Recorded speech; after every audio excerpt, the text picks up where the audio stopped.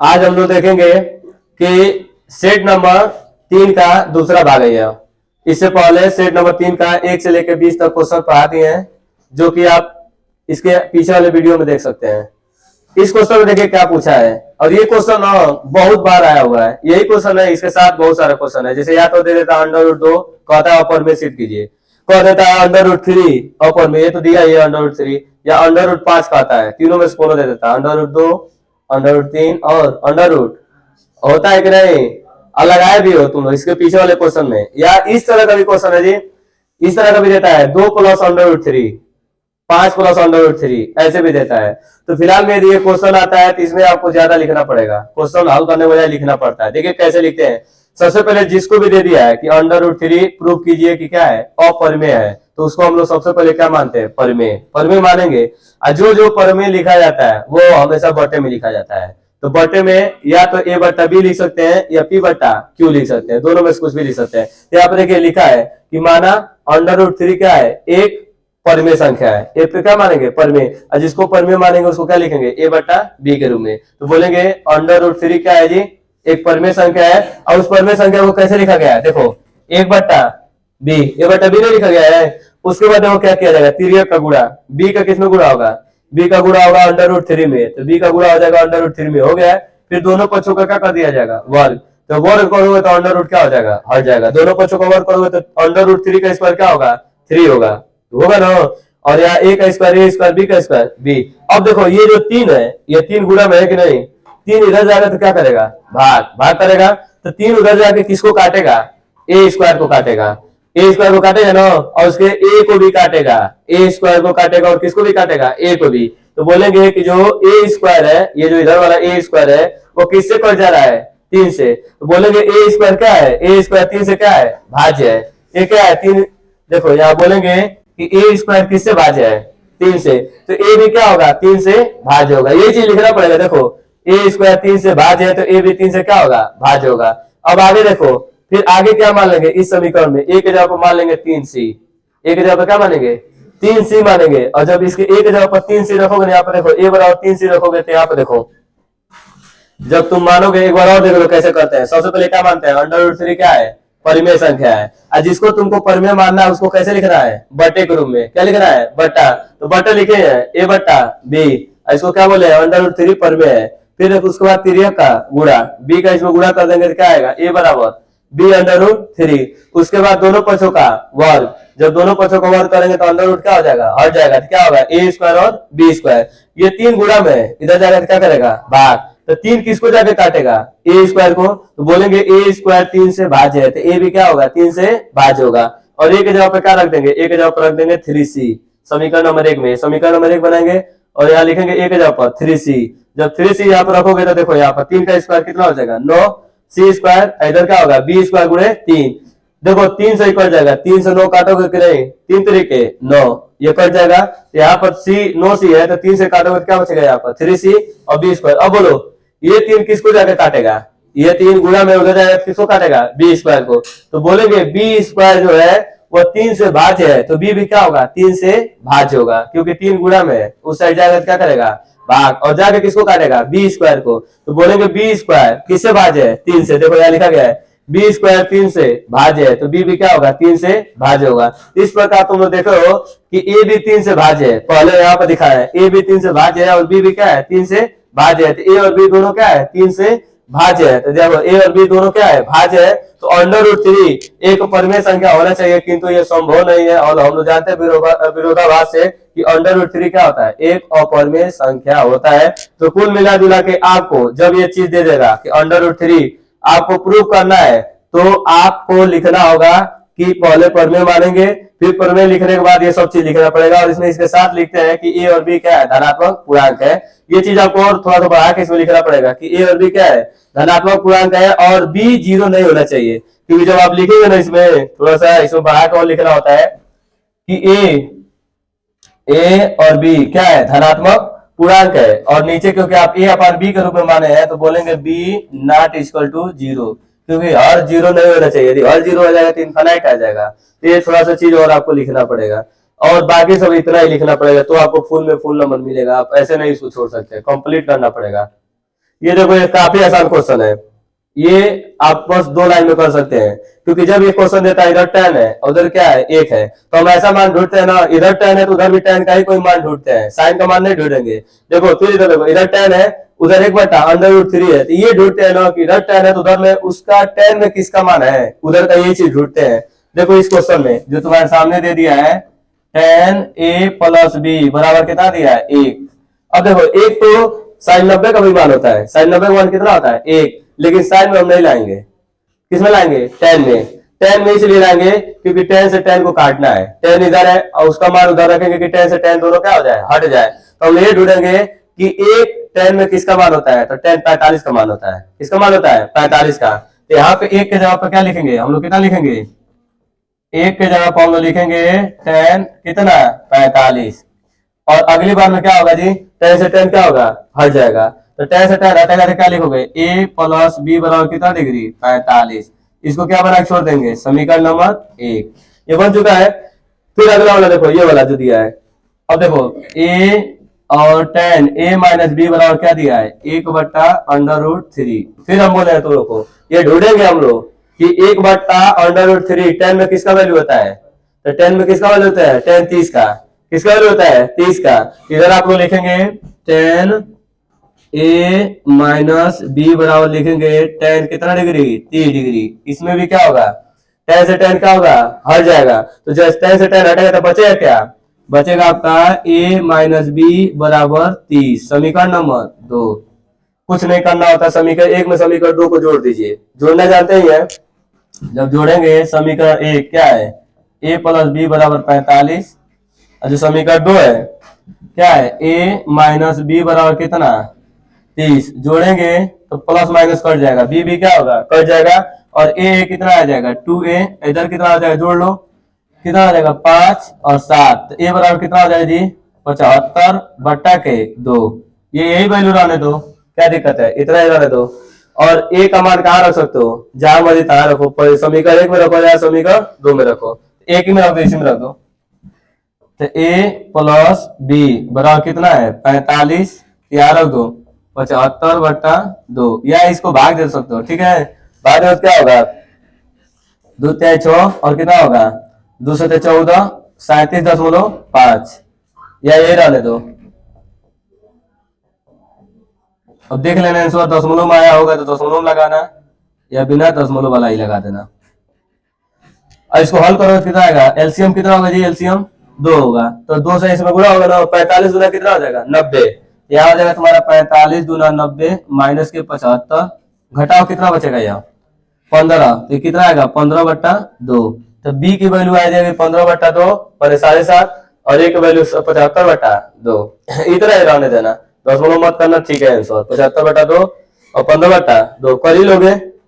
चलो अगले क्वेश्चन को, ये देखो ये आपसे बोला है कि दो घन है, 2 घन मिला के घना बनाया जा रहा है। घन माने क्या होता है, जो आप लोग डाई कहते हैं ना, जो लीडो होता है इसको कहते हैं घन, और घना माने बक्सा देखिए डस्टर जो मिटाने वाला डस्टर आता है ना, वो भी क्या होता है घनाभ होता है, ठीक है। तो 2 घन मिलके क्या बना रहे हैं घनाभ, तो कह रहा है कि 2 घन आपको मिला के घनाभ बनाया जा रहा है। तो देखिए जब आप घनाभ बनाएंगे घन आपका मिलेगा, ध्यान दीजिएगा जब आप बनाएंगे, देखिए ये एक घन और इसके बगल में भी बना लीजिए ऐसे, यदि आप बनाते हैं बनाने के साथ ऐसे मान लीजिए जब बनाएंगे ना आप देखेंगे तो केवल ये घनाभ में ये आपके प्रत्येक आयतन कितना दे दिया इसका 64, तो आपको पता होगा घन का आयतन क्या होता है a क्यूब, घन का आयतन क्या होता है a क्यूब, तो फार्मूला लिखेंगे घन का आयतन a क्यूब बराबर कितना 64। अब देखो 64 किसका क्यूब होता है 4 का, 64 किसका क्यूब होता है 4 का, तो यहाँ से क्यूब हटाएंगे तो a बराबर क्या लिखेंगे 4, और सेंटीमीटर है तो लिखेंगे सेंटीमीटर, ठीक। ये सेंटीमीटर क्यूब लिख सकते हैं, आपको कोई दिक्कत नहीं है। देखिए 4 क्यूब होता है ना 64 का, तो दोनों तरफ का क्यूब क्या कर देंगे हटा देंगे, तो a बराबर कितना आ जाएगा 4, माने घन की एक भुजा की लंबाई कितनी है 4, मतलब निकलेगा ये 4 सेंटीमीटर और ये तुम्हारी 4 सेंटीमीटर, टोटल लंबाई कितनी हो जाएगी इसकी 8। तो घनाभ की जो लंबाई होगी वो कितनी होगी 8 सेंटीमीटर। लेकिन जो इसकी चौड़ाई होगी, जो इसकी ऊंचाई होगी, ये दोनों 4 ही होगी, 4 सेंटीमीटर और ये क्या होगा 4 सेंटीमीटर। तो ये दोनों सेम रहेगा, समझ में आ रहा है। ऊंचाई और ये चौड़ाई दोनों 4 रहेगा घनाभ का, लेकिन लंबाई क्या होगा बदल जाएगा, 4 4 मिलकर कितना हो जाएगा 8। और इसकी चौड़ाई कितनी रह जाएगी 4 सेंटीमीटर और इसकी ऊंचाई कितनी रह जाएगी 4 सेंटीमीटर। तो क्या पूछा है इसका पृष्ठीय क्षेत्रफल, घनाभ का पृष्ठीय क्षेत्रफल। फार्मूला याद है, घनाभ का क्या पूछा है, घनाभ का पृष्ठीय क्षेत्रफल 2 ब्रैकेट में L B plus B H plus क्या होता है H L, 2 L B B H plus क्या होता है एच एल, ये फार्मूला होता है। चलो वैल्यू भरते हैं 2। बोलो एल कितना है लंबाई, घनाभ का लंबाई कितना दिखाई दे रहा है 8, घनाभ की चौड़ाई कितनी है 4, फिर बी मैंने चौड़ाई, घनाभ की चौड़ाई कितनी है 4, ऊंचाई कितनी है 4, फिर ऊंचाई कितनी है 4, लंबाई कितनी है 8। अब हल कर लो जी, 2 है बोलो 8 चौको 32, 4 चौको 16, 8 चौको 32, सबको जोड़ो कितना आएगा 80, जोड़ने में कितना आएगा 80, याद होना के 16, 160 सेंटीमीटर स्क्वायर ये आएगा। बस आपको इसमें देखिए जब दो घन को मिला के घनाभ बनाते हैं ना तो केवल लंबाई उसका बदलता है, ठीक, चौड़ाई ऊंचाई हो जाएगा। तो आप कर सकते हैं आसानी से इसको, कर लोगे कि नहीं। चलो अगले क्वेश्चन को देखो, ये देखो ये तो हल हो चुका है, इसको बस तुमको समझना है। माध्यिका ज्ञात करना है, ठीक है। माध्यिका में क्या निकालना होता है आपको, एफ ढूंढना होता है, सी एफ ढूंढना होता है, ठीक। ये संचयी बारंबारता निकालते हैं, कैसे निकलता है। पहले वर्ग अंतराल आपको दिखाई दे रहा होगा, ये सब वर्ग अंतराल है, लाइन से लिख दिए हैं। और इसके बाद क्या दिया है बारंबारता, बारंबारता भी क्या की है लाइन से लिख दिए हैं। यहाँ निकाला जाता है संचयी बारंबारता, क्या निकाला जाता है संचयी बारंबारता। किस तरह निकलता है संचयी बारंबारता, देखिए पहला नंबर 7 है, 7 रहने देंगे, 7 वाला लिखेंगे, फिर अगले में 7 में 12 को जोड़ देंगे, 7 में 12 जोड़ेंगे कितना आएगा 19, 19 यहाँ लिख देंगे। फिर 19 में 18 जोड़ देंगे, अगले वाला 19 में 18 जोड़ेंगे कितना आएगा 37, फिर 37 में 15 जोड़ेंगे कितना आएगा 52, फिर 52 में 10 जोड़ेंगे तो कितना आएगा 62, फिर 62 में 3 जोड़ेंगे कितना आएगा 65। तो कुल जोड़ने पर आपको कितना आ जाएगा ये वाला, ये टोटल आप जोड़ेंगे कितना आएगा 65, ये n हो जाएगा, ये नया। अब देखिए इसमें सबसे बड़ा कौन है, सबसे बड़ा ढूंढिए, सबसे बड़ा आप देखेंगे तो इसमें कौन आ रहा है 18। तो सबसे बड़ा जो 18 होता है वो कहलाता है यफ, क्या कहलाता है यफ, ये 18 क्या हो जाएगा यफ।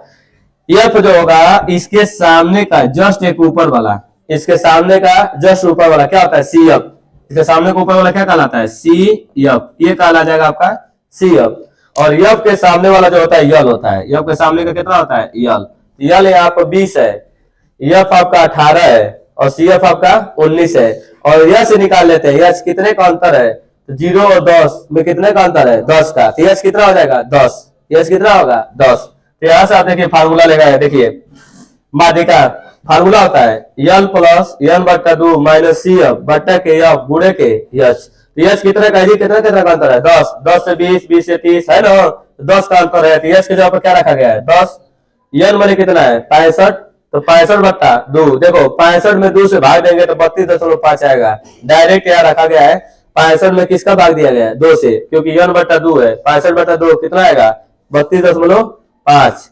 और देखो यल मैंने कितना है, यल दिखाई दे रहा है, यल कितना है 20, या यल के जब क्या रखा है 20, नीचे क्या है यफ, यफ कितना हुआ देखो 18, यफ जब क्या रखा 18, 1 0 से हटा घटा दो, घटाने के बाद 13.5 बचेगा, 1 0 से 10 हट जाएगा कि नहीं 10, अब फिर 18 से भाग दोगे तो कितना आएगा 7.5, इसको जोड़ दोगे 20 में जोड़ोगे तो कितना आएगा 27.5। कैलकुलेशन आप कर सकते हैं, ठीक। बाकी आपको इसमें एफ और सी एफ निकालना होता है, मतलब देख लेंगे सबसे बड़ा कौन है तो एफ हो जाएगा। अगले क्वेश्चन को देखो, ये देखो क्वेश्चन, इसमें आपसे पूछा है कि यक्ष अक्ष पर, तो कभी भी याद रखिएगा यक्ष अक्ष पर केवल यक्ष का मान होता है, y का मान 0। और यदि कभी कह दे कि y अक्ष पर, तो y अक्ष पर केवल y का मान होता है, यक्ष का मान क्या होता है 0। इस क्वेश्चन में कह रहा है कि यक्ष अक्ष द्वारा, किस अक्ष के द्वारा यक्ष अक्ष, तो मान लीजिए कोई यक्ष अक्ष है, तो आप सीधा भी बना सकते हैं आप तिरछा भी बना सकते हैं, उससे कोई मतलब नहीं है। इससे देखिए हम मान लेते हैं यक्ष अक्ष, ठीक है। यक्ष अक्ष पर यक्ष का मान, यहाँ पे यक्ष का मान लिखेंगे और y का मान क्या लिखेंगे 0। यक्ष अक्ष पर यक्ष का मान होगा, y का मान क्या होगा 0। और किनारे किनारे बिंदु दे दिया है, इस किनारे पर मान लीजिए ए बिंदु दे दिया है, ए बिंदु, और इस किनारे पर दे दिया आपका यहाँ मान लीजिए बी बिंदु, और यहाँ पर आप ले लीजिए सी बिंदु। ठीक, इस किनारे पे एक बिंदु दिया है, इस किनारे पर क्या बिंदु दिया है, 1 कामा माइनस के 5। उस किनारे पर देखिए क्या दिया है, -4 कामा 5। दोनों किनारे किनारे क्या दे दिया है, बिंदु। और देखिए आपसे बोला है कि बिंदु का निर्देशांक बताइए। फिर एक बार समझिए, यक्ष अक्ष पर हम ऐसे सीधा भी आप बना सकते हैं, हम तिरछा ऐसे बना दिए। यक्ष अक्ष पर ये दिखाने की कोशिश की है ना कि यक्ष अक्ष पर यक्ष का मान होता है, वाई का मान क्या होता है, 0, और एक साइड एक बिंदु है हाई वाला, दूसरे साइड वो वाला बिंदु है। तो आप अंतर विभाजन का सूत्र जानते होंगे, यक्ष बराबर होता है m1 x2 plus m2 x1 अपन m1 प्लस m2। याद है कि नहीं, यक्ष बराबर फार्मूला आपको याद होगा, यक्ष बराबर होता है m1 x2 plus m2 x1 अब बटा क्या होता है m1 प्लस m2, और y बराबर भी होता है। तो सबसे पहले हम y निकालेंगे, x निकालने से पहले क्या निकालेंगे, y वाला। तो y वाला फार्मूला आपको याद है, y बराबर क्या होता है जी, m1 y2 plus m2 y1 बटा क्या लिखते हैं, m1 प्लस m2। और आपको एक पता होगा कि इधर का यहाँ से यहाँ तक m1 होता है और यहाँ से यहाँ तक m2 होता है। ठीक, ये जो होता है x1 y1 होता है, ये जो होता है x2 और क्या होता है y2 होता है, और ये x होता है, दूसरा वाला क्या होता है y। इधर देखो ये x और ये क्या होता है y। या किसके जगह लिखने वाले हो, y के जगह पर। तो y की जगह पर कितना दिखाई दे रहा है, 0। तो y की जगह क्या दिखाई दे रहा है, 0। इधर देखो m1 कितना है, m1 ही है, m1 में कोई तब्दीली नहीं है। इधर देखो y2 कितना है, y2 है 5 प्लस m2 है गुणे y1 कितना है -5, तो y1 हो जाएगा -5 बट्टा m1 प्लस m2, तो दोनों जोड़ दो, m1 और प्लस क्या लिख देंगे m2। अब देखो ये भाग में है, ये चीज किसमें है, भाग में है। इधर जाएगा तो क्या करेगा, गुणा, और 0 में किसी नंबर से गुणा होता है तो क्या हो जाता है 0। तो m1 प्लस m2 का 0 में गुणा हो तो पूरा क्या हो जाएगा 0। उधर क्या हो जाएगा 5 m1 और प्लस माइनस 5 m2, ये ना जी। तुम इधर किसी एक को लेकर आओ, जिसको लेना हो, इधर ये इसको लेता हो, माइनस वाला इधर आ जाए तो क्या बन जाएगा प्लस, ये हो जाएगा 5 m2 बराबर क्या लिखेंगे 5 m1। 5 से 5 कट जाएगा तो क्या आ जाएगा m1 बराबर क्या लिख देंगे m2। मतलब इसका कितना अनुपात है, एक संबंध है, एक अनुपात है। m1 बराबर क्या आ गया है m2, मतलब दोनों क्या है बराबर है, जितना m1 आएगा उतना क्या आएगा m2। एक संबंध है एक, दोनों बराबर आ गया ना, तो m1 m2 कितना आ गया, एक संबंध है एक। अब वैल्यू भरो इसमें, देखो वैल्यू भरो, यक्स बराबर इधर देखो m1 की जगह पर क्या भरोगे, m1 जो बोलो m1 की जगह पर 1, x2 कितना है, x2 देखो x2 कितना है -4, m2 कितना है 1, x1 कितना है, x1 तुम्हारा है 1, m1 प्लस m2 1 प्लस 1 कितना हो जाएगा जी x बराबर, इसमें गुणा करो 4 में 1 का कितना लिखोगे -4, और 1 प्लस 1 गुणे 1 है कि नीचे हो कितना हो जाएगा 2। 4 में से 1 घटेगा कितना बचेगा -3 बटा 2। ये x का मान आया। अभी बिंदु नहीं लिखेंगे, अब बिंदु लिखेंगे। तो बिंदु आप बोलेंगे x का मान क्या था, x का मान 0। क्या बिंदु था, x का मान 0, और x की वैल्यू कितनी आई है -3 बटा 2 का मान क्या लिख देंगे 0। ये आपका आंसर आएगा। ठीक है, आंसर पूरा लिखना पड़ेगा, केवल x का मान निकाल के नहीं, पूरा जब लिखेंगे तो आपको नंबर मिलेगा। अब देखो इस क्वेश्चन में एक वृत्त है, वृत्त में एक केंद्र होगा और ये क्या कहलाएगा व्यास होगा ना जी, और केंद्र से ये दूरी हमेशा क्या होती है बराबर। तो आपको देखो पहले क्या दिया है, बिंदु ए के निर्देशांक ज्ञात कीजिए।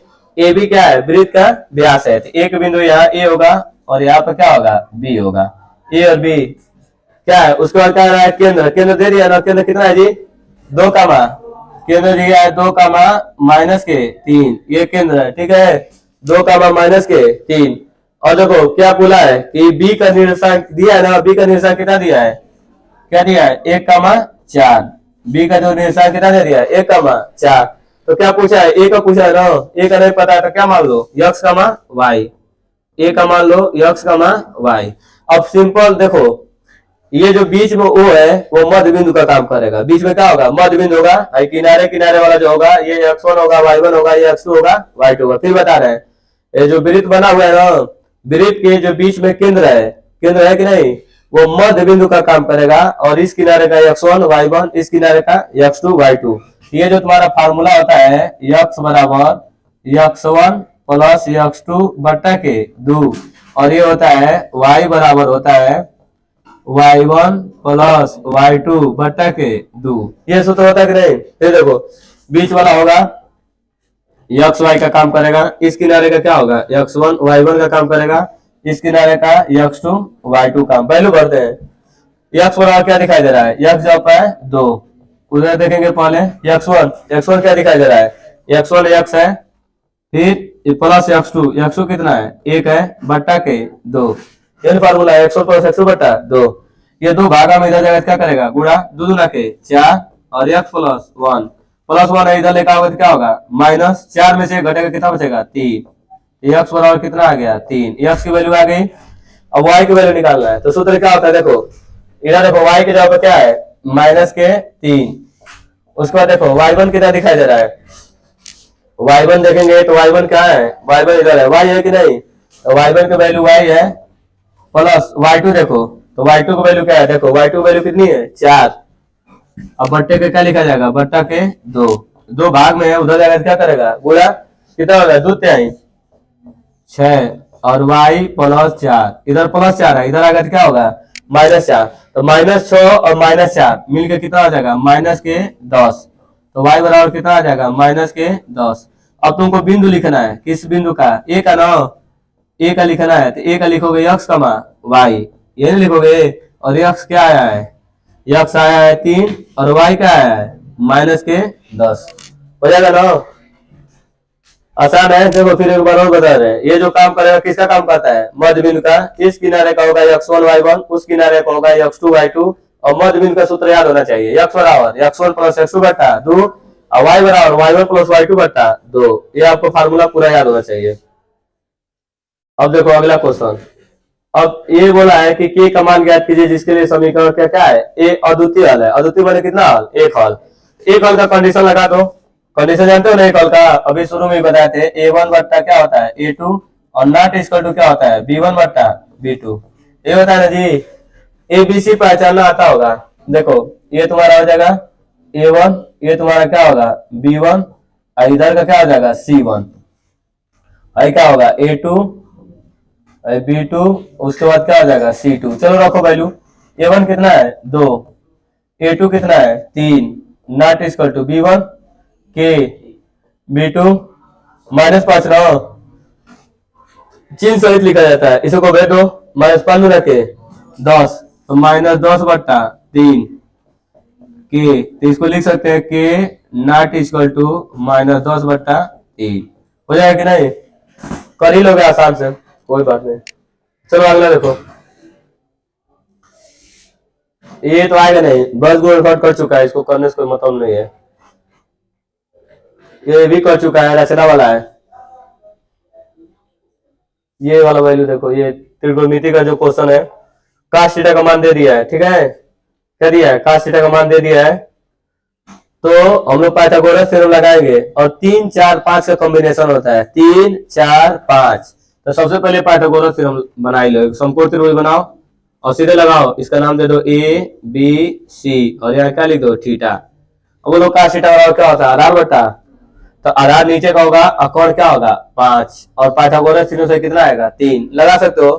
3 4 5 का क्या होता है कॉम्बिनेशन होता है, कोण का स्क्वायर आधार का स्क्वायर प्लस लंब का स्क्वायर। अब क्या क्या पूछा है, देखो साइन थीटा, यहाँ पे सीधे वैल्यू भरो, साइन थीटा बराबर क्या होता है बताओ, साइन थीटा बराबर क्या होता है जी, अरे लंब बट्टा कोण, और cos थीटा बराबर आधार बट्टा कोण, और tan थीटा बराबर लंब बट्टा आधार। सीधे ये फार्मूला हम लोग लगा देंगे। देखो साइन थीटा, तो साइन थीटा बराबर होगा लंब बट्टा कोण। लंब क्या होता है, कोण के सामने भुजा लंब होता है, तो थीटा के सामने भुजा क्या कहलाएगा, ये होगा लंब, और 90 डिग्री के सामने भुजा क्या कहलाता है कोण। कोण नहीं बदलता है, तो साइन थीटा बराबर लिखा जाएगा लंब बट्टा के कोण गुणे cos थीटा। cos थीटा क्या होता है आधार बट्टा कोण, आधार कितना है 4, और कोण कितना है 5।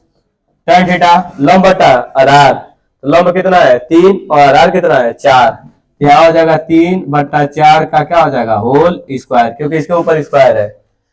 अब इधर 3 चौको क्या हो जाएगा 12 और 5 बचे 25 प्लस है कितना आ जाए 3 तरीके 9 और 4 चौको 16।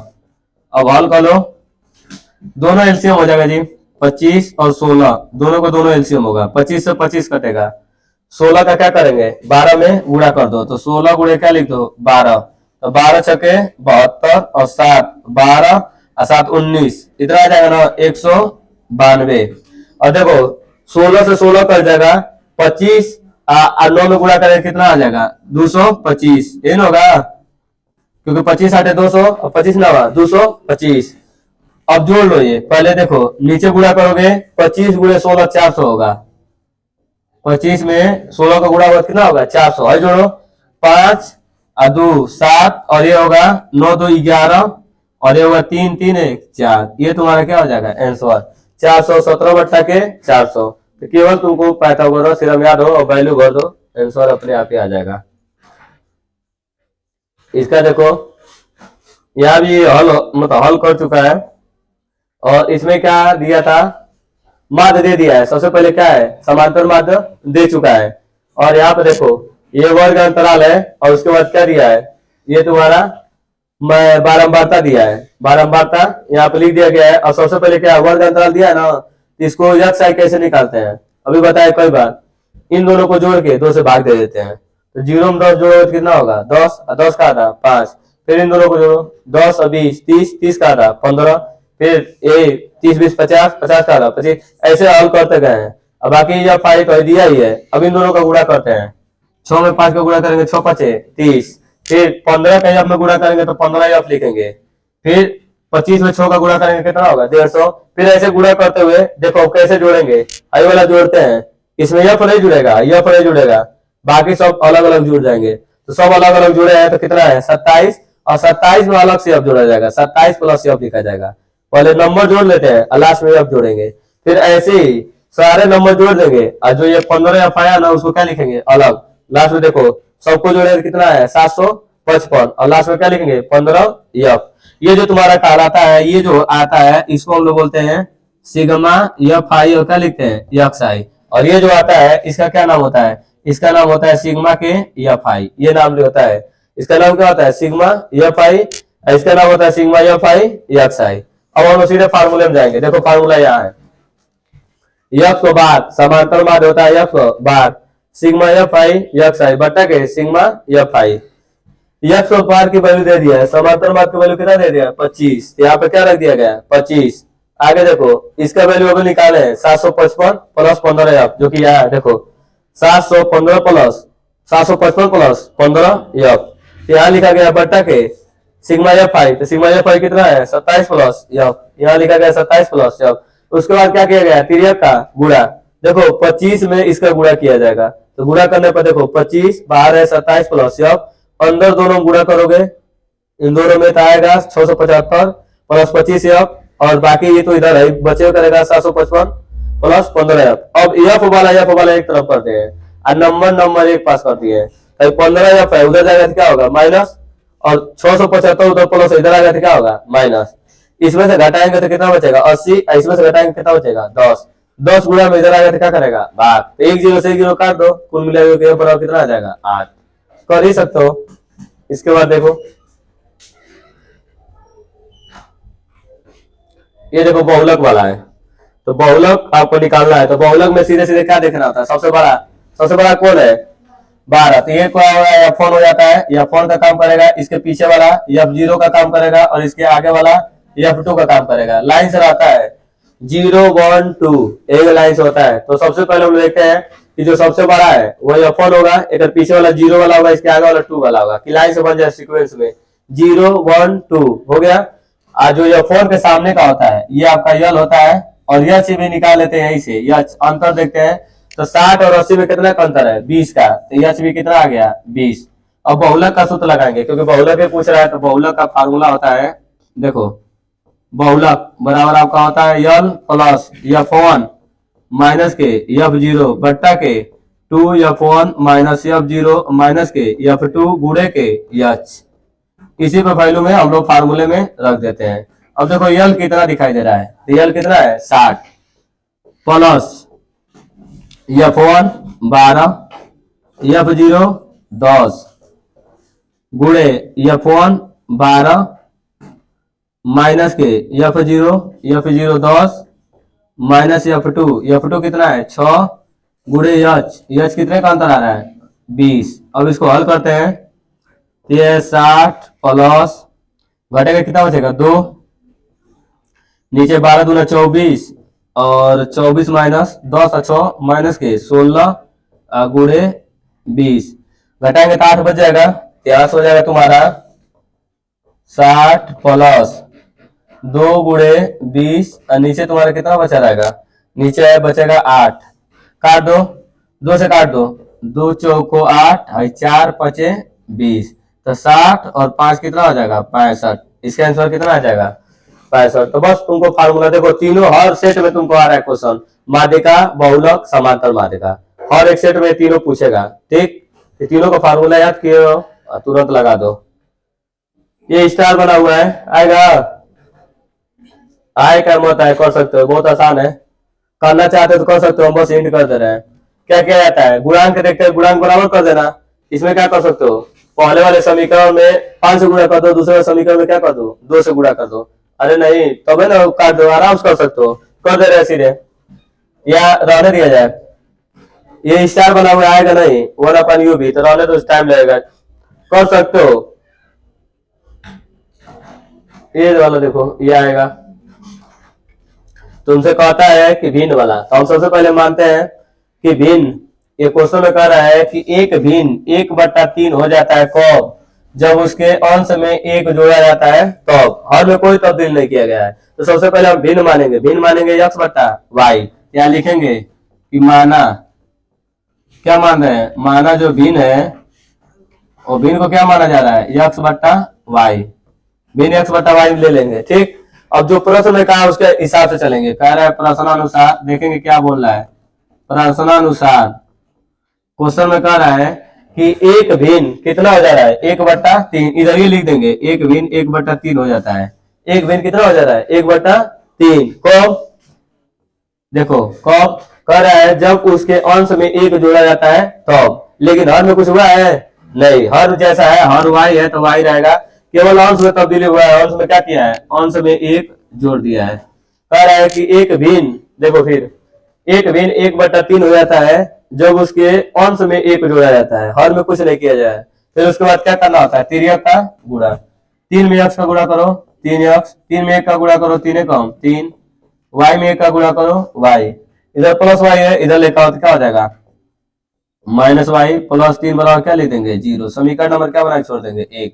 फिर अगला देखो क्या कहा है कि वही भिन्न कितना हो जाता है 1/4, कब जब उसके हर में से 1 घटाया जाता है तब, उसके अंश में कुछ नहीं किया गया है, अंश x है तो अंश में कुछ नहीं किया जा रहा है, केवल हर में से क्या किया जा रहा है 1 घटाया जा रहा है, हर में से क्या कर रहा है 1, तो कितना हो जा रहा है भिन्न 1/4। उसके बाद फिर आपको क्या करना है तिर्यक का गुणा, तिर्यक का गुणा करेंगे 4 में x का गुणा करेंगे क्या लिखेंगे 4 में x का गुणा करेंगे आपका हो जाएगा 4x, और इधर तिर्यक इधर उल्टा करेंगे तो y - 1, इधर लेकर आएंगे 4x - y और प्लस 1 बराबर 0। समीकरण नंबर 2।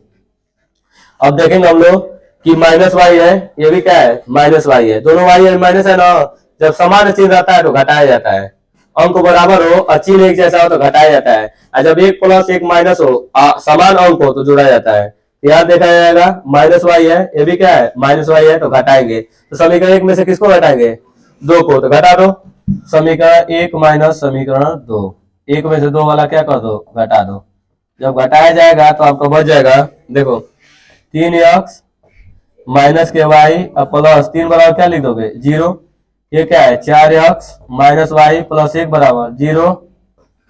चिन्ह घटाने पे क्या होता है चिन्ह बदल जाता है, जब हम घटाते हैं तो चिन्ह बदल जाता है, ये प्लस वाला माइनस, माइनस वाला प्लस, प्लस वाला माइनस, कौन कटेगा इसमें y वाला कट जाएगा। और देखो 3x में से 4x घटेगा, छोटा में से बड़ा घट रहा है, 3 में से 4 घटेगा तो माइनस के x, और 3 में से 1 घटेगा तो क्या बचेगा प्लस के 2 बराबर क्या लिख देंगे 0। 2 प्लस है 2 उस साइड लेके जाओ तो क्या हो जाएगा माइनस, माइनस x बराबर क्या लिख दोगे माइनस के 2, माइनस माइनस कट जाएगा तो x बराबर कितना आ जाएगा 2।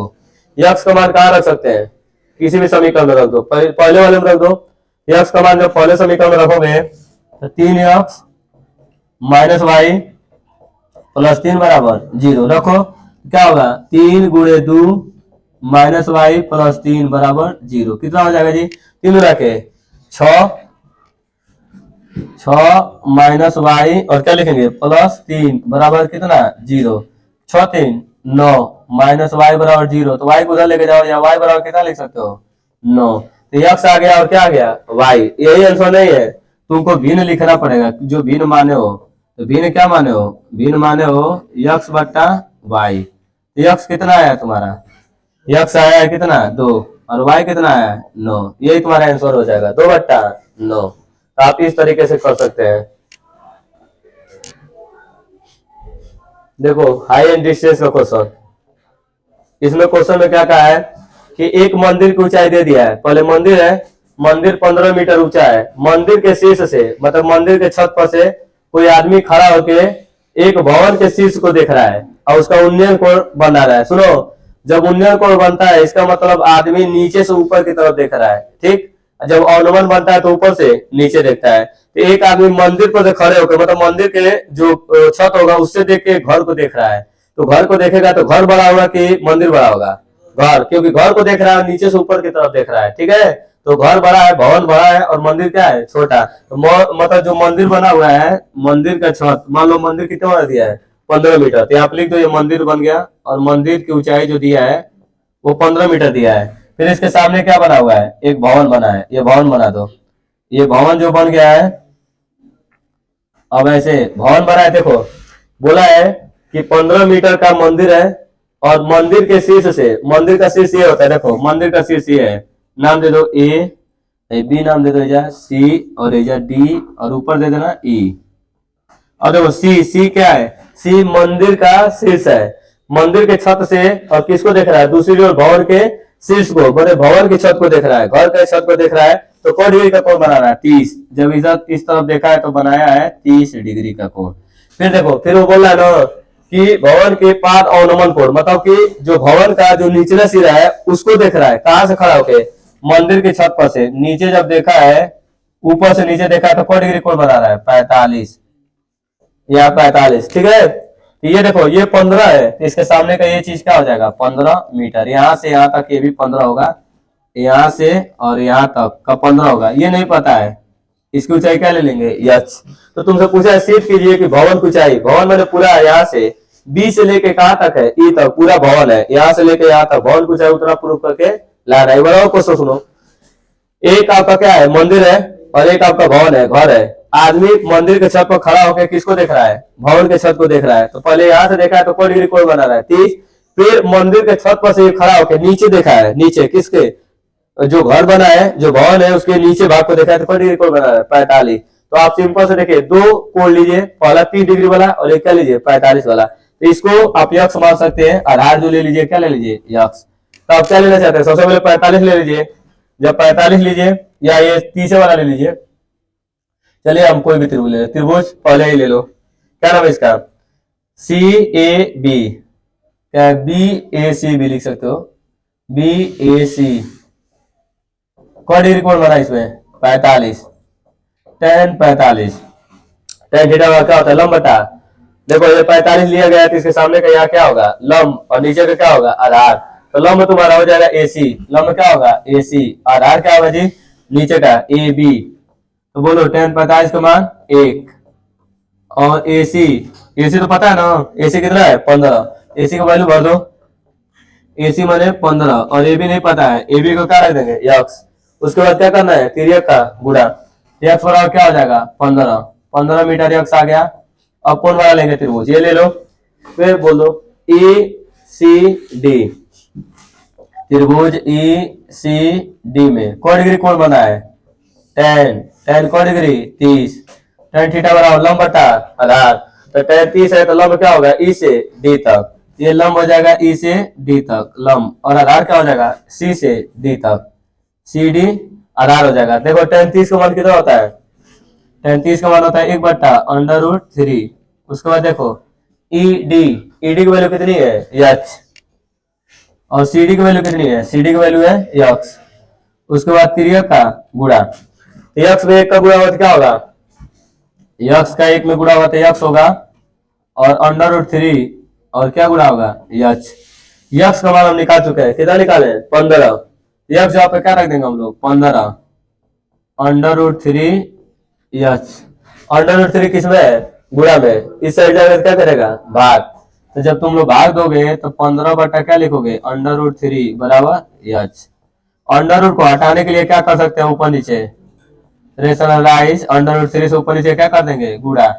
तो रूट में रूट का गुणा होता क्या होगा जी, रूट में रूट का गुणा होता है रूट हट जाता है, तो रूट हटेगा तो नीचे कितना बचेगा 3 और ऊपर क्या बचेगा 15 अंडर रूट 3 काट लो 3 बचे 5 में कटेगा तो यच बराबर तुम्हारा आंसर आ जाएगा 5 अंडर रूट 3 किसकी वो ऊपर की ऊंचाई आई है ये वाला यच, ये यच आया ना। अब पूरा भवन का पूछा है, पूरा भवन यहाँ से लेके यहाँ तक है पूरा भवन, तो भवन की ऊंचाई लिखेंगे भवन। देखो भवन की जब ऊंचाई तुम निकालोगे तो भवन की ऊंचाई पूरा तुमको जोड़ना पड़ेगा, कहां से कहां तक, ये तो है ये पूरा यहाँ 15 है, अब 15 में क्या जोड़ेंगे 15 प्लस यच, तो 15 अब प्लस यच की वैल्यू क्या है 5 अंडर रूट 3, दोनों में क्या कॉमन कर सकते हैं 5, भाग दो 5 से कितने बार कटेगा 5 क्या ही 15, 5 से 5 कट जाएगा क्या बचेगा अंडर रूट 3, यही तो प्रूफ करना है। और क्या आ गया ये प्रूफ हो गया। तो देख लो एक बार आसानी से कर सकते हो, केवल तुमको फिगर बनाने आना चाहिए। देखो अथवा में भी यही, मतलब अथवा में क्या है इसी का है, हाई एंड डिस्टेंस का ही क्वेश्चन है। इस क्वेश्चन में देखते हैं सबसे पहले क्या दिया, एक भवन है, घर के शीर्ष से एक स्तंभ का शीर्ष का उन्नय कोण। अब देखो स्तंभ का शीर्ष का उन्नय कोण मतलब कि स्तंभ बड़ा है घर क्या है छोटा है। कह रहा है कि एक भवन के शीर्ष से मतलब एक घर के छत पर से खड़ा होके कह रहा है कि स्तंभ का शीर्ष मतलब कोई स्तंभ है कोई खंबा है, खंबा को देख रहा है, उसका उन्नय कोण कौन डिग्री बना रहा है 60। तो सीधे जब दे रहे हैं देखो एक भवन इधर बना लेंगे और इधर क्या बनाएंगे खंबा, खंबा बने स्तंभ। यहाँ से देखो फिगर हमेशा ऐसे ही बनेगा, जब ऐसा क्वेश्चन आ जाएगा एक भवन है और एक क्या है खंबा है, खंबा बने स्तंभ, तो पहले वो भवन के छत पर खड़ा हो गया है और उन्नयन कोण बना रहा है, उन्नयन कोण बनाकर किधर देखेगा ऊपर, भवन से देखेगा किसको स्तंभ के शिखर को, तो कौन डिग्री कोण बना रहा है 60, यहाँ बनाएगा 60 डिग्री। फिर बोला ना भवन के शीर्ष से छत पर ही खड़ा होके स्तंभ के निचले 5 बिंदु को देख रहा है तो कौन डिग्री कोण बना रहा है, यहाँ पर ताका है तो कौन डिग्री कोण बन रहा है 45, यहाँ पे बनाया है 45। अब देखो क्या दिया इसमें, स्तंभ की ऊंचाई पूरा 40 है, स्तंभ पूरा यहाँ से लेके अब पूरा यहाँ तक है, ये जो ऊंचाई दे दिया है वो दे दिया है 40 मीटर दे दिया है। नाम दे देते यहाँ से ओ ए बी सी और नाम दे देते हैं डी। ये पूरा 40 है, इसकी हम लोग मान लेते हैं भवन की ऊंचाई क्या ले लो स्मॉल एच या कैपिटल एच कोई भी ले सकते हो, यदि एच ही ले लेते हो कैपिटल एच, ठीक है। तो ये तुम्हारा कितना हो जाएगा, ये जो बचेगा पूरा का पूरा 40 है और तुमने यहाँ से लेके यहाँ तक क्या ले लिया है एच, तो 40 में से एच कट जाएगा तो ये क्या बचेगा 40 माइनस क्या बचेगा 40 माइनस एच, इसकी जो वैल्यू आएगी क्या आएगी 40 माइनस एच। तो जो बी डी की जो वैल्यू होगी बी से डी वो वैल्यू कितनी होगी 40 माइनस एच, ये इसकी वैल्यू आएगी। तुम स्मॉल एच भी ले सकते हो कैपिटल एच भी ले सकते हो। तो सबसे पहले हम कौन सा त्रिभुज चलते हैं, पहले 45 वाला ले लेते हैं क्योंकि इसमें ये यक्स होगा तो ये भी क्या होगा यक्स होगा, हमने सामने भुजा बराबर होगा तो 45 लेते हैं। 45 में 45 का मान कितना होता है 1, जब 45 लिया जाता है तो इससे फायदा होता है जितना लंब होता है उतना ही क्या होता है आधार, इसलिए 45 लिया जाता है। तो पहले त्रिभुज में लो क्या नाम ले सकते हो ए ओ बी का सी ओ ए, ये त्रिभुज ले लो, त्रिभुज सी ओ ए में कौन सा कोण है जी tan 45, tan 45 है ना, तो tan थीटा वाला लंब, लंब यहाँ से यहाँ तक होगा कि नहीं, तो लंब क्या आ जाएगा CO, आधार कितना आ जाएगा आधार O से A तक। अब बोलो tan 45 की वैल्यू कितना होता है 1 और CO कितना है CO कितना है H और इधर कितना है OA कितना है X, त्रिय का गुणा कर देंगे तो X बराबर क्या आ जाएगा H। इसको छोड़ो अब अगले वाले चलो, अगला त्रिभुज क्या है छोटा वाला बोलो DCB, त्रिभुज DCB में कौन कौन बना है tan कितना डिग्री tan 60 है, tan 60 tan थीटा क्या होगा लंब बटा आधार, तो लंब तुम लोग लिखोगे तो लंब यही होगा B से D, लंब तुम्हारा हो जाएगा BD और आधार कितना होगा C से B, tan 60 का मान अंडर रूट 3 और इसके बाद बी डी कितना है, बी डी है 40 माइनस एच, क्या है 40 माइनस एच। और सीबी कितना है यक्स, 3 का गुणा करो, इसमें गुणा होगा तो अंडर रूट 3 और क्या लिखेंगे यक्स बराबर 40 माइनस एच। और यक्स की जगह पर क्या है, यक्स बराबर कितना है जी एच, यहाँ पे यक्स की जगह पर रख देंगे अंडर रूट 3 एच है माइनस एच है, इधर लेकर आएंगे तो क्या आएगा प्लस एच बराबर क्या होगा 40। दोनों में क्या कॉमन कर सकते हो एच, कॉमन करने के बाद क्या किया जाएगा भाग, यस एच कर जाएगा अंडर रूट 3, यहाँ यस एच कर जाएगा 1, इधर क्या बचेगा 40। अब ये गुणा में इधर जाएगा क्या करेगा भाग, भाग करेगा कि नहीं, 40 बटा क्या होगा अंडर रूट 3 प्लस 1। इसका यही पर हम लोग क्या कर देंगे परिमेयकरण, रूट हटाने के लिए इसके विपरीत चिन्ह से ऊपर नीचे गुणा under root 3 minus 1 under root 3 minus 1। अब आपको दिखाई दे रहा होगा ए प्लस बी और ए माइनस बी कौन फार्मूला होता है, ए स्क्वायर माइनस बी स्क्वायर। जब इसको तुम लोग हल करोगे देखो ए प्लस बी ए माइनस बी तो क्या करोगे ए स्क्वायर अंडर रूट 3 का स्क्वायर ए स्क्वायर माइनस के बी स्क्वायर, और ऊपर जैसा है रहने दो 40 और अंडर रूट 3 माइनस 1। बोलो इधर देख लो, यहीं पे देख लो क्या हो जाएगा, एच बराबर तुम्हारा हो जाएगा 40 अंडर रूट 3 माइनस के 1 है, क्या होगा अंडर रूट का स्क्वायर कितना होगा, अंडर रूट हट जाएगा 3 और 3 में से घटे कितना बचेगा 2, 2 बचेगा 2 से काट सकते हो कितना आएगा जी 20। एच बराबर तुम्हारा हो जाएगा 20 और अंडर रूट 3 माइनस 1, ये ना प्रूव करना है। हाँ तो आ गया, कर लोगे ना। चलो अगले क्वेश्चन को,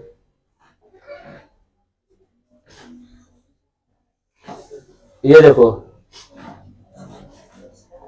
इस क्वेश्चन में देखो क्या बोला है, कह रहा है कि एक शंकु है जो किस पर है अर्धगोला पर है, शंकु किस पर बना हुआ है अर्धगोला बना हुआ है। देखो एक शंकु है, देखो ठीक है जी, एक शंकु जो है शंकु किस पर बना हुआ है अर्धगोले पर बना हुआ है एक शंकु। आगे देखो समझो ध्यान दो, कह रहा है कि एक शंकु का जो एक समान त्रिज्या के अर्धगोले पर बना हुआ है, जो अर्धगोले की त्रिज्या होगी वही किसकी त्रिज्या होगी शंकु की त्रिज्या होगी। कह रहा है ना शंकु का अवकर पृष्ठ और किसका अर्धगोले का अवकर पृष्ठ दोनों का अवकर पृष्ठ क्या है समान है। जो शंकु का अवकर पृष्ठ है देखो आपस में बराबर है, शंकु का क्या है वक्र पृष्ठ, जितना शंकु का वक्र पृष्ठ है वही वक्र पृष्ठ कोने का है अर्धगोले का है, दोनों का वक्र पृष्ठ आपस में क्या है बराबर है।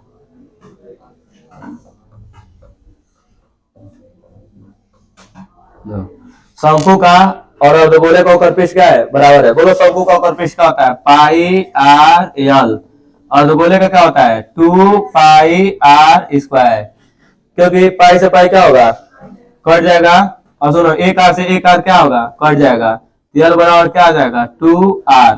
और हम जानते हैं यल तिर्यक ऊंचाई होती है और यल का सूत्र होता है under root R square plus क्या होता है एच स्क्वायर बराबर 2r, ये फार्मूला होता है। यल बराबर क्या है 2r है ना जी, और ये फार्मूला होता है यल बराबर under root R square plus H square.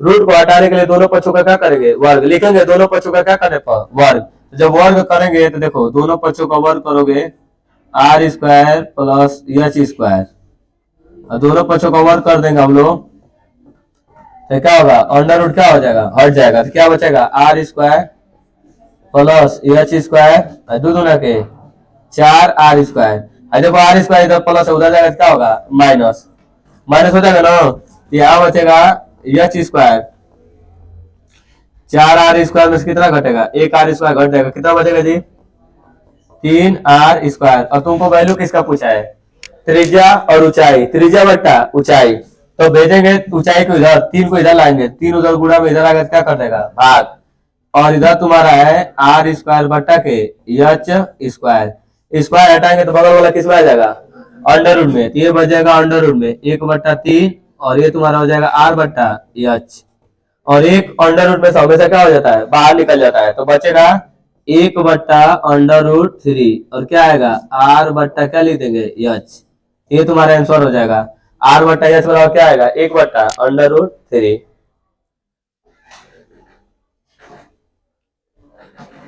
ये कर चुका है, ठीक है, यही लास्ट क्वेश्चन था और ये कर चुका है। और इसको यदि आपको करना है तो हम बता दे रहे हैं क्या करना होता है इसमें। 12 सेंटीमीटर, 16 सेंटीमीटर, 20 सेंटीमीटर ब्याज दे दिया है। तीन को गोला मिला के एक गोला बनाया जा रहा है पिघला के। जब तीन देखो, तीन आपको छोटा छोटा गोला दे के क्या किया रहा है, एक बड़ा सा गोला बनाना है। हमेशा याद रखना ना कि नहीं आ रहा फिर भी कभी भी काम नहीं देगा। तो इनका आयतन आपस में बराबर होता है। तीन गोला आपस में, तीन गोले का आयतन का योग ये बड़ा वाला गोले का आयतन का क्या होगा, बराबर होगा। तो देखो पहले वाले गोले का लिख रहे हो, पहले का त्रिज्या यदि R1 ले रहे हो R1, दूसरा का त्रिज्या क्या ले रहे हो R2, तीसरा त्रिज्या क्या ले रहे हो R3 और इसका त्रिज्या क्या ले रहे हो R। तो दिया है व्यास, व्यास दिया है जी, व्यास का क्या होगा त्रिज्या। तो देखो पहले का R1 ले रहे हो तो पहले का R1 मैंने क्या दिया है तुम्हारा, देखो ध्यान दो, पहले का क्या लिखा है व्यास है ना, तो व्यास का क्या होगा बोलो, व्यास का आएगा त्रिज्या। तो 2R1 बराबर कितना होगा 12, इसको काट दो कितना आएगा जी R1 बराबर 6। फिर बोलो R2, बोलो R2, 2R2 व्यास दिया है कि नहीं दिया है, व्यास कितना दिया है 16, इसका आधा करो कितना हो जाएगा जी 8। R2 बराबर कितना आ जाएगा 8 सेंटीमीटर। तीसरा का बोलो 2R3 कितना दिया है व्यास 20, 20 का काट दो कितना हो जाएगा R3 बराबर 10 सेंटीमीटर। और देखो ये तीनों मिलके बड़ा गोला बना रहे हैं, तो तीनों का आयतन बड़े वाले गोले का आयतन क्या होगा बराबर होगा। तो पहले गोले का आयतन देखो 4/3 पाई R1 का क्यूब, क्योंकि सूत्र ही होता है 4/3 पाई R क्यूब। फिर दूसरा का लिखोगे 4/3 पाई R2 दूसरे का क्यूब, फिर 4/3 पाई तीसरे का क्यूब। इन सबका योगफल जो तीसरा चौथा जो बड़ा वाला गोला बना है ना उसके आयतन का क्या होगा बराबर होगा। तो लिखेंगे 4/3 पाई R क्यूब। अब बताओ सवेरे में क्या कॉमन लिख रहा है, सवेरे में 4/3 पाई 4/3 पाई 4/3 कॉमन कर लेंगे, 4/3 पाई कॉमन कर लो, भाग दो 4/3 पाई से 4/3 पाई कर क्या बचेगा R1 का क्यूब, यहाँ भी कर जाएगा 4/3 पाई कर क्या बचेगा, यहाँ भी कर जाएगा क्या बचेगा, इधर क्या है तुम्हारा 4/3 और क्या है पाई R क्यूब। 4/3 पाई से 4/3 पाई क्या होगा, अब वैल्यू बढ़ेगा। R1 कितना है देखो 6, तो 6 का क्यूब, R2 कितना है 8, 8 का क्यूब है कितना है 10 का क्यूब, उधर क्या बचेगा R क्यूब। तो 6 का क्यूब 216, 8 का क्यूब 512 और 10 का क्यूब 1000। सबको जोड़ोगे तो 1728 जोड़ सकते हो ना। सवेरे को जोड़ोगे तो R क्यूब बराबर आ जाएगा 1700 कितना 28। और 1728 किसका क्यूब होता है 12 का, किसका होता है 12 का। तो दोनों पक्षों में 1728 12 का क्यूब होता है, दोनों पक्षों का क्यूब हटा देंगे तो R बराबर कितना आ जाएगा 12 सेंटीमीटर। जबकि ये व्यास पूछा है ना, जो तीसरा गोला बना है उसका व्यास, तो व्यास क्या होता है त्रिज्या का दोगुना, दोगुना व्यास होता है त्रिज्या का दोगुना। क्या लिख देंगे 2R, तो 2 गुणे 12, तो 12 दूना के 24, ये आपका आंसर हो जाएगा। तो आप लोग इस क्वेश्चन को देख सकते हैं।